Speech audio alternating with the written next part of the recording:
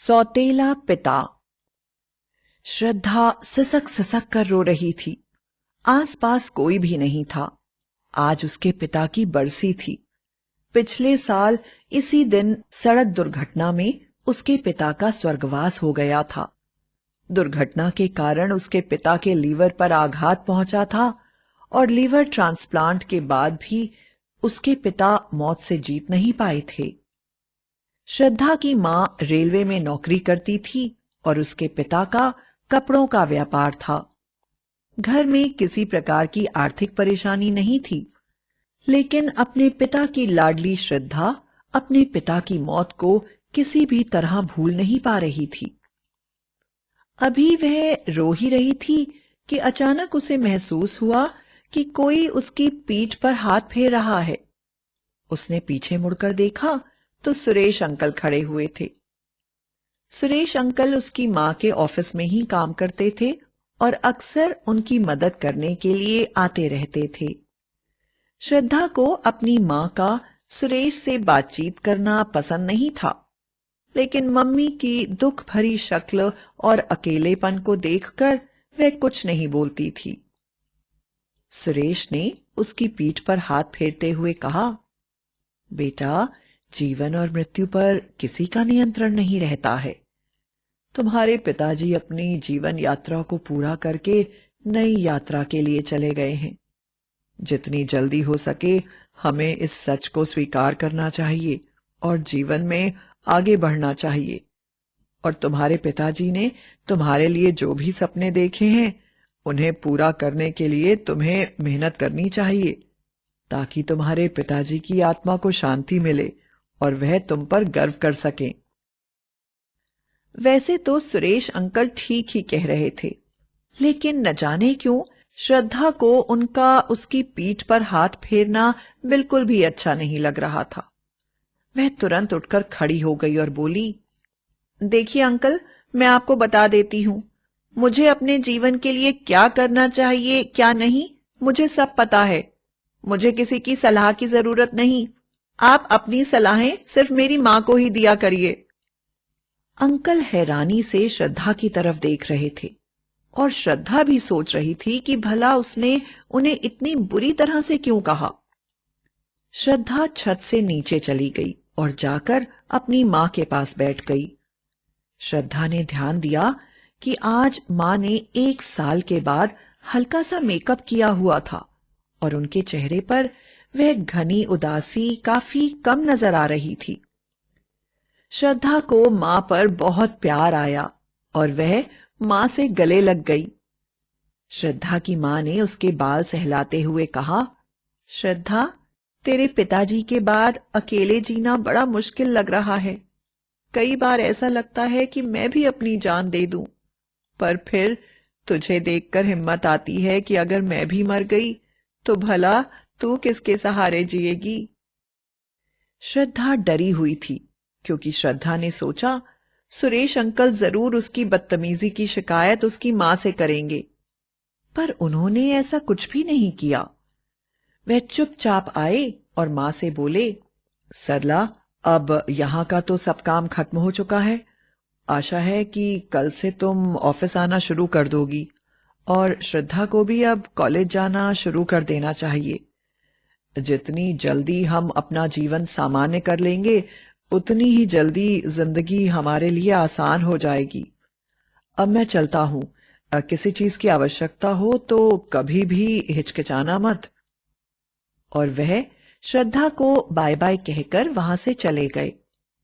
श्रद्धा ने ध्यान दिया कि जब सुरेश अंकल जा रहे थे तो मां काफी देर तक उन्हें जाता देखती रही और फिर अचानक उससे बोली, क्यों री श्रद्धा, तुझे ये कैसे लगते हैं? कितने भले आदमी हैं। तेरे पिताजी के ना होने पर इन्होंने अगर समय पर मेरी मदद नहीं की होती तो मैं तो पूरी तरह से ही टूट जाती। श्रद्धा कुछ भी नहीं बोली। उसके मन में अजीब अजीब से विचार आ रहे थे। उसे ऐसा महसूस हो रहा था कि कहीं उसकी मां और सुरेश अंकल विवाह तो नहीं कर लेंगे। और फिर एक दिन जिसका उसे डर था वही हुआ। उस दिन श्रद्धा की मां जब घर आई तो उनके साथ सुरेश अंकल भी थे। दोनों ने गले में मालाएं पहनी हुई थीं। मां की मांग में सिंदूर लगा हुआ था और उन्हें उससे यह कहने की जरूरत नहीं थी कि उन दोनों का विवाह हो गया है। श्रद्धा 25 वर्ष की युवती थी और वह अच्छी तरह से समझ रही थी कि उसकी जिंदगी में क्या हो रहा है। मां ने कहा, श्रद्धा, हमने विवाह कर लिया है और अंकल यहीं रहेंगे। आज के बाद मैं इस विषय पर और कोई बात नहीं करना चाहती।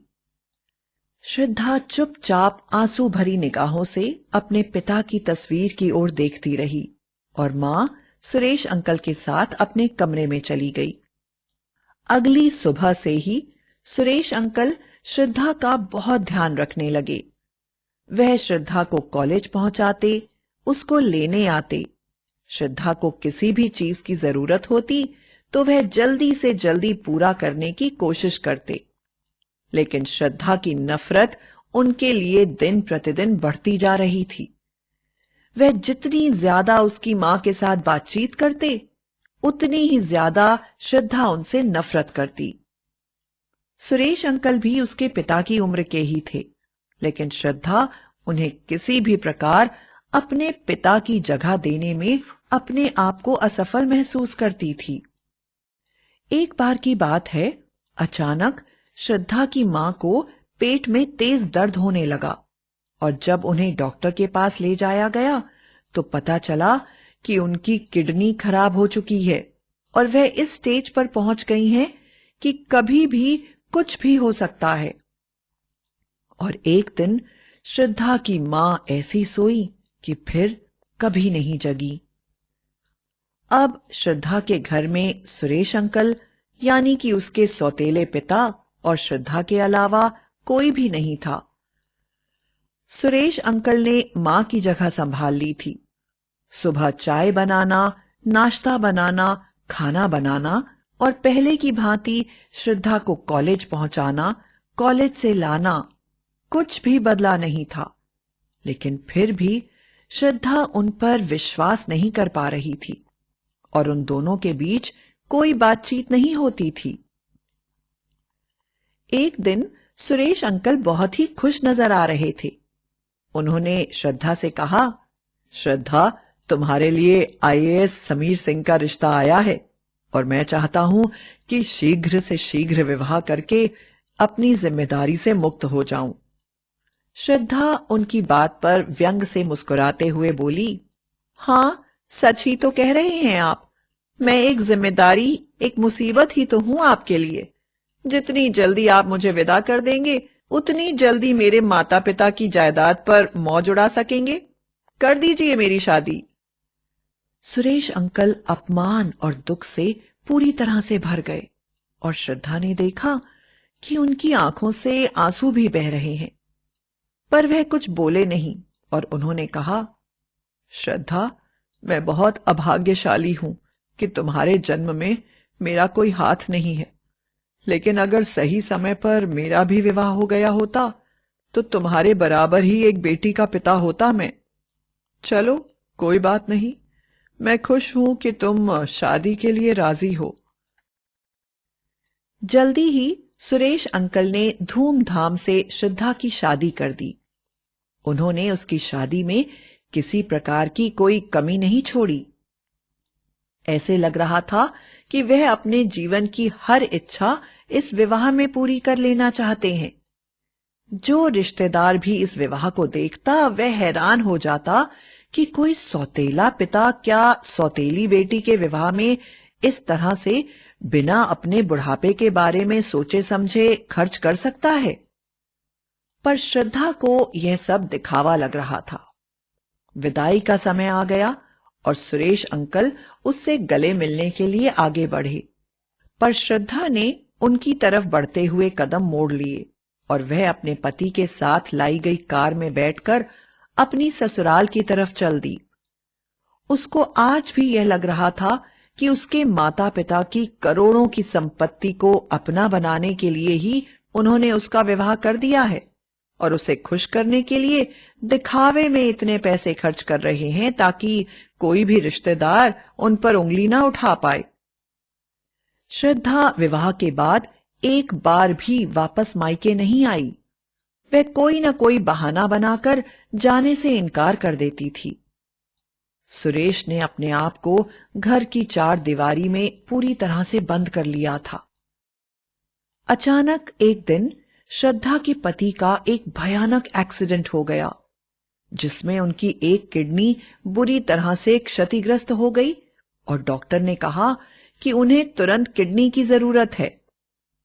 उस समय श्रद्धा मां बनने वाली थी, इसलिए वह अपनी किडनी नहीं दे सकती थी। उसे कुछ भी समझ में नहीं आ रहा था।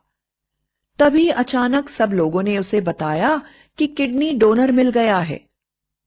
कुछ दिनों के बाद जब श्रद्धा के पति ठीक हो गए तो उन्होंने कहा, श्रद्धा, मैं तुरंत ही तुम्हारे पिता से मिलना चाहता हूं और उनके पैर छू लेना चाहता हूं। अगर आज वह नहीं होते तो शायद मैं तुम्हारे साथ नहीं होता। श्रद्धा अपने पति की यह बात सुनकर हैरान हो गई और बोली, वह मेरे पिता नहीं हैं, वह मेरे सौतेले पिता हैं और उन्होंने ऐसा क्या कर दिया कि आप उनके पैर छूना चाहते हैं? वह एक दगाबाज आदमी है। श्रद्धा के पति ने कहा, तुम्हें शर्म नहीं आती? तुम्हारे पिता के एक्सीडेंट के समय उस आदमी ने अपना लीवर उन्हें दिया। तुम्हारे विवाह में तुम्हारी सारी जायदाद दहेज में दे दी और उसके बाद भी जब मेरा एक्सीडेंट हुआ तो उन्होंने अपनी किडनी डॉक्टर के मना करने के बाद भी मुझे दी। उन्होंने जो तुम्हारे लिए किया है ना, वह शायद कोई अपना पिता भी ना कर सके।